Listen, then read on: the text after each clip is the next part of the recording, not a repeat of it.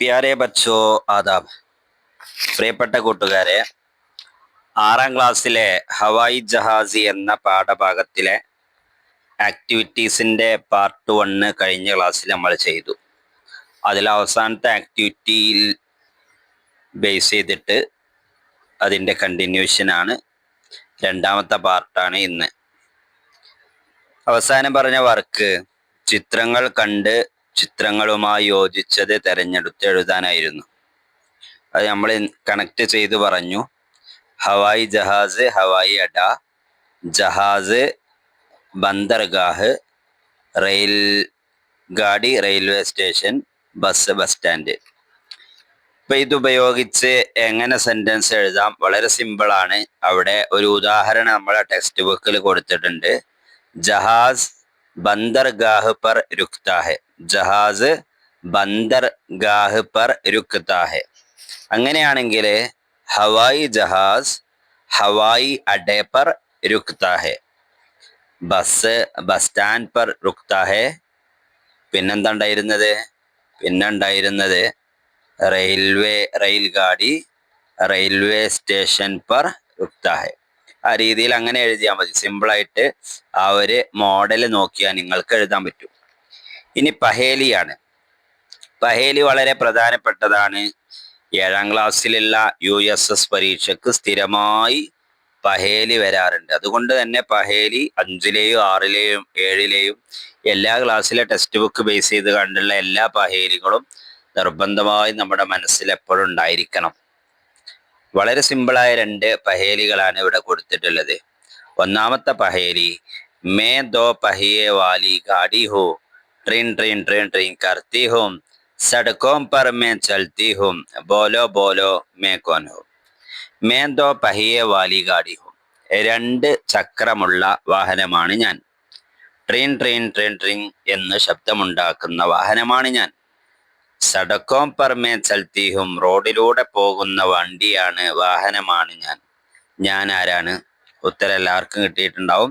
സൈക്കിളാണ്. അടുത്തത് ചുക് ചുക് ചുക് ചുക് കർത്തി ഹൂം, പട്ടറി മേ ചൽത്തി ഹൂം, പട്ടരി പർ may Chalti ഹൂം, city ബജാത്തി ജാത്തി ഹൂം, ബോലോ ബോലോ may കോൻ. Chugh Chugh എന്ന ശബ്ദമുണ്ടാക്കുന്ന റെയിൽ പാളത്തിലൂടെ ചലിക്കുന്ന, സീറ്റി ബജാത്തി ജാത്തി ഹി, ഹോണടിച്ചുകൊണ്ട് ചിഹ്നം വിളിച്ചുകൊണ്ട് പായുന്ന ഞാനാരാണ്? ഉത്തരം റെയിൽ ഗാഡി.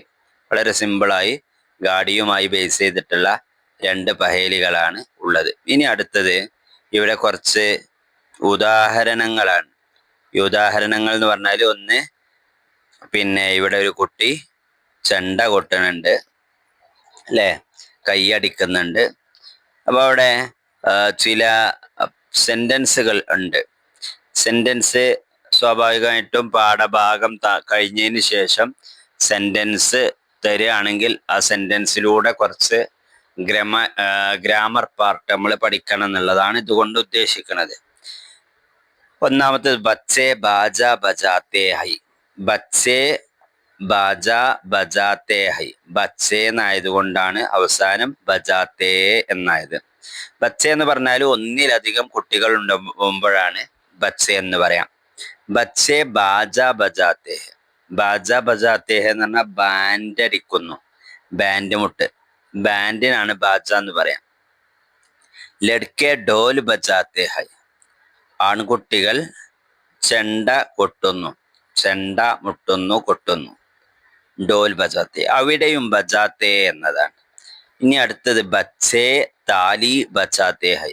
ബച്ചേ താലി ബജാത്തെ ഹൈ, കുട്ടികൾ കൈയടിക്കുന്നു.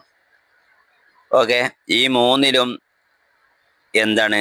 ഒരുപാട് കുട്ടികളുണ്ട്. അതുകൊണ്ട് ബജാത്തെ ബജാത്തെ എന്നുള്ള രീതിയിലാണ് നിൽക്കുന്നത്. ഇനി താഴെയുള്ള ഉദാഹരണം നോക്കുക. ഹവായി ജഹാസ് ഗരജ്താ ഹുവ ഉഡ്താ ഹെ. ഹവായി ജഹാസ് സൻസനാത്താ ഹുവ ഉഡ്താ ഹെ.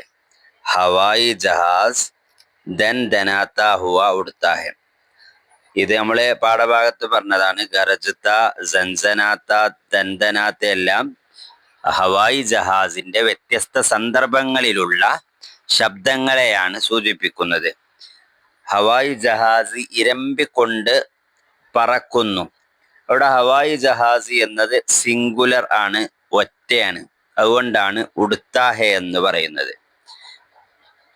ഹവായി ജഹാസ് സൻ സനാത്ത ഹുവ ഉടുത്താഹെ. ഹവായി ജഹാസ് സൻ സനാത്ത ശബ്ദം ഉണ്ടാക്കിക്കൊണ്ട് ഉടുത്താഹെ, അവിടെയും ഉടുത്താഹെ എന്നാണ് പറയുക. ഈ 3 പദങ്ങളിലും 3 സെന്റൻസുകളിലും ഹവായി ജഹാസ് സിംഗുലർ ആയതുകൊണ്ടാണ് ഉടുത്താഹെ എന്ന് പറയുന്നത്.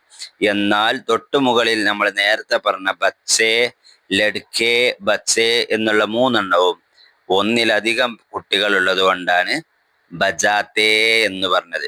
അതൊരു കുട്ടിയാണെങ്കിൽ, ഒരു ലഡ്ക മാത്രമാണെങ്കിൽ ബജാത്താഹെ എന്നാണ് പറയാം. ആ ഭാഗം നിങ്ങൾക്ക് മനസ്സിലായി എന്ന് പ്രതീക്ഷിക്കുന്നു.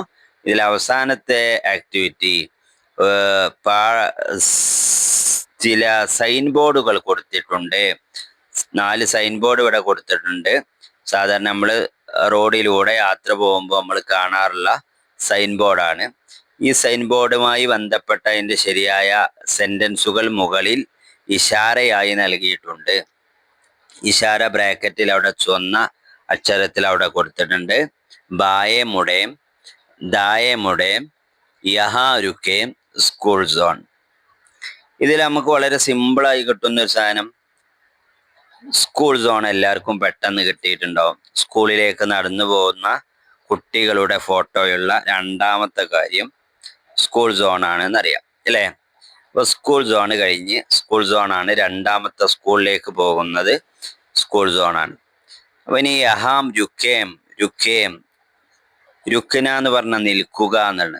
അപ്പൊ നിൽക്കുക എന്ന് വരുന്നതിൻ്റെ സൈൻ ബോർഡ് നിങ്ങൾ ശ്രദ്ധിക്കുന്നുണ്ടാവും. രുക്കന നിർത്തുക, നിർത്തുക എന്നുള്ള ഇംഗ്ലീഷിൽ സ്റ്റോപ്പ് എന്ന് പറയും അല്ലേ?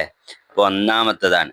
അപ്പൊ യഹാ രുക്ക എന്നുള്ള മൂന്നാമത്തത് സ്റ്റോപ്പ് എന്നുള്ളതിൻ്റെ താഴെയാണ് ഇതുണ്ട്. ഇനി 2 എണ്ണം ഉണ്ട്, ബായെ മുടേം, ദായെ മുടേം. സാധാരണ ഈ സ്കൗട്ട് ആൻഡ് ഗൈഡ്സിനുള്ള കുട്ടികൾക്കൊക്കെ അറിയുണ്ടാവും.